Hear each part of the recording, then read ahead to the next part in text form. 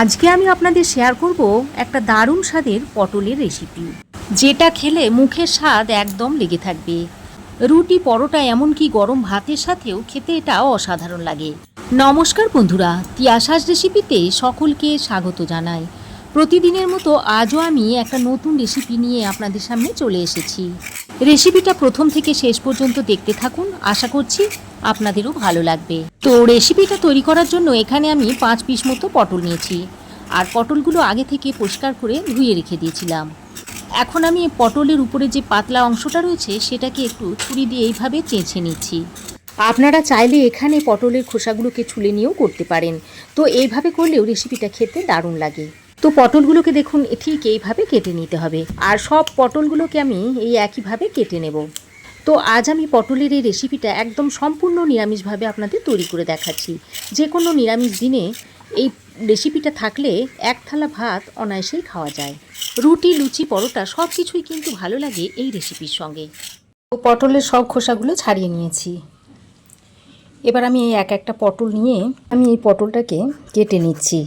এইভাবে মাঝখান দিয়ে প্রথমে কেটে নিলাম, তারপর আবারও 2 টুকরো করে নিলাম, অর্থাৎ একটা পটলকে 4 টুকরো করে নিচ্ছি। তো দেখুন সব পটলগুলোকে কেটে নিয়েছি, তারপর পটলগুলো এইভাবে আবারও একটু মাঝ বরাবর এইভাবে মাঝখান দিয়ে একটুখানি কাট করে নিচ্ছি, যাতে মশলাটা পটলের মধ্যে ভালোভাবে ঢুকে যায়।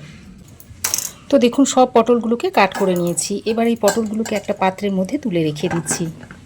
কাটার পরে পটলগুলোকে আর ধুবো না। এবার আমি এখানে নিয়েছি 3 পিস আলু। আলুর খোসাগুলোকে আগে থেকে আমি ছাড়িয়ে জলে ভিজিয়ে রেখে দিয়েছিলাম, যাতে করে আলুগুলো লাল না হয়ে যায়। এবার এই আলুগুলোকে কেটে নেব। আমি এখানে মাঝারি সাইজে 3 পিস আলু নিয়েছি, তবে আপনারা আপনাদের প্রয়োজন অনুযায়ী আলুটাকে কমিয়ে বা বাড়িয়ে নিতে পারেন। আর আমি আলুগুলোকে একটু ডুমো ডুমো করে কেটে নিচ্ছি। তো একইভাবে সব আলুগুলোকে কেটে নেব।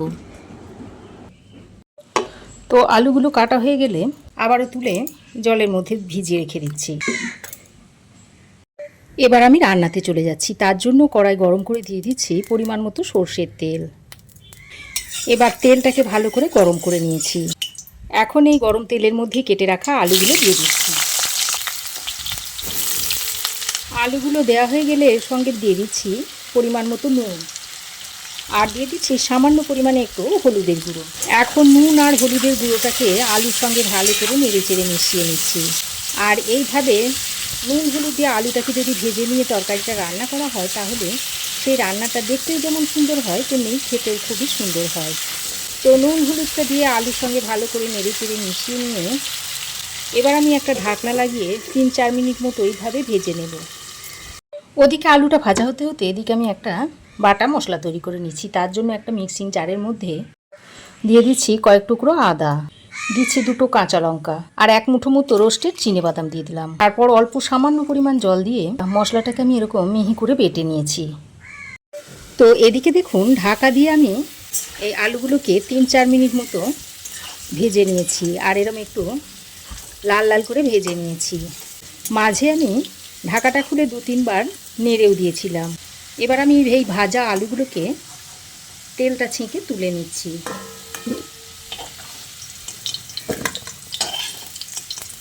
আলু ভেজে তুলে নেওয়ার পর যে তেলটা রয়েছে ওই তেলে পটলগুলোকে দিয়ে দিচ্ছি। এবার আমি পটলের মধ্যে অল্প একটু নুন দিয়ে দিচ্ছি, দিয়ে পটলগুলোকে একটু ভেজে নিচ্ছি। তো 2-1 বার নাড়াচাড়া করে মিশিয়ে নিয়ে পটলগুলোকেও আলুর মতোই ঢেকে দিয়ে ভেজে নেব কিছুক্ষণ। এতে করে পটলগুলো নরম হয়ে আসবে তাড়াতাড়ি। দেখুন পটলগুলোকেও আমি ঢাকা দিয়ে দিয়ে এরকম একটু রং ধরিয়ে ভেজে নিয়েছি। তো ঢাকা খোলার পর পটলগুলোকে আরও 2-4 বার ভালো করে নেড়ে চেড়ে মিশিয়ে নেব, তারপর পটলগুলোকে নামিয়ে নেব। তো দেখুন পটলগুলো ভাজা হয়ে গেছে। এখন এই পটলগুলোকেও আমি তুলে নিচ্ছি।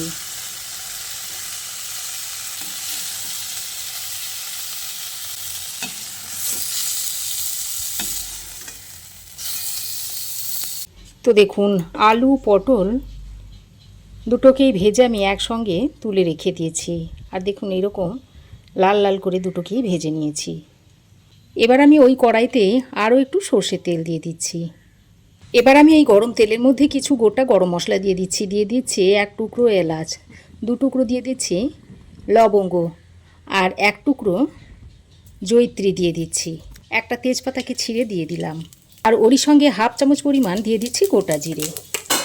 এখন ফোড়নটাকে কিছুক্ষণ ভেজে নিচ্ছি। তো ফোড়নটাকে ভেজে নেওয়ার পর ফোড়ন থেকে যখন একটা সুন্দর গন্ধ বেরোতে শুরু করেছে, ঠিক সেই সময় আমি বেটে নেওয়া মশলাটা এর মধ্যে দিয়ে দিচ্ছি। তারপর মিক্সিটা ধুয়ে আরও সামান্য পরিমাণে একটু জল দিয়ে দিচ্ছি। তারপর মশলাটাকে কিছুক্ষণ কষিয়ে নিচ্ছি যাতে করে আদার কাঁচা গন্ধটা চলে যায়। তো বাটা মশলাটা দিয়ে ফোড়নের সঙ্গে এই 2 মিনিট মতো একটু কষিয়ে নিয়েছি। তারপর আমি এর মধ্যে দিয়ে দিচ্ছি একটা কুচনো টমেটো। আমি টমেটোটাকে কুচিয়ে দিচ্ছি, আপনারা চাইলে টমেটো পেস্ট করেও দিতে পারেন। তো টমেটোটা দিয়ে একবার নেড়ে চেড়ে মিশিয়ে নিয়েছি। তারপর এই সময় সামান্য পরিমাণে একটু নুন দিয়ে দিচ্ছি যাতে টমেটোটা তাড়াতাড়ি গলে যায়। তো নুনটা দিয়ে টমেটোর সঙ্গে ভালো করে মিশিয়ে নিয়েছি। তারপর আমি এখানে একটা প্লেটের মধ্যে কিছু গুঁড়ো মশলা নিয়েছি হাফ চামচ হলুদ গুঁড়ো, হাফ চামচ জিরে গুঁড়ো, হাফ চামচ ধনে গুঁড়ো, আর নিয়েছি হাফ চামচ কাশ্মীরি লঙ্কার গুঁড়ো। সেগুলো এখন এই কড়াইয়ের মধ্যে দিয়ে দিচ্ছি। তারপর এই মশলাটা দিয়ে আবারও ভালো করে নেড়ে চেড়ে মিশিয়ে নিচ্ছি।